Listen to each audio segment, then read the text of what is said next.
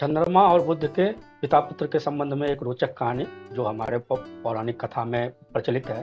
तो यह है कि बृहस्पति देवताओं के गुरु थे और उनकी एक पत्नी थी तारा, जो एक बहुत सुंदर और बुद्धिमान देवी थी।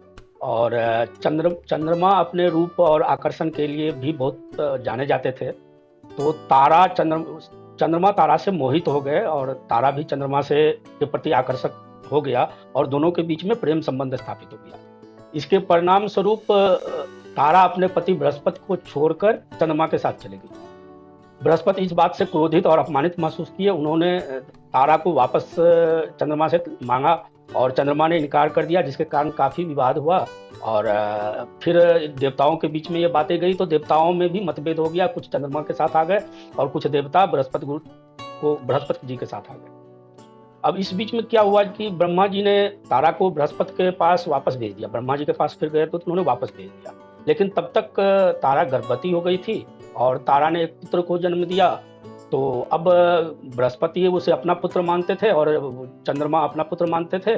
तो बाद में तारा ने बोला कि नहीं, ये चंद्रमा के पुत्र हैं।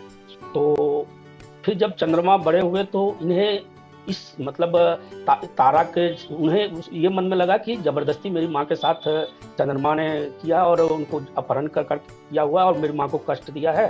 तो चंद्रमा को वो नफरत करते हैं।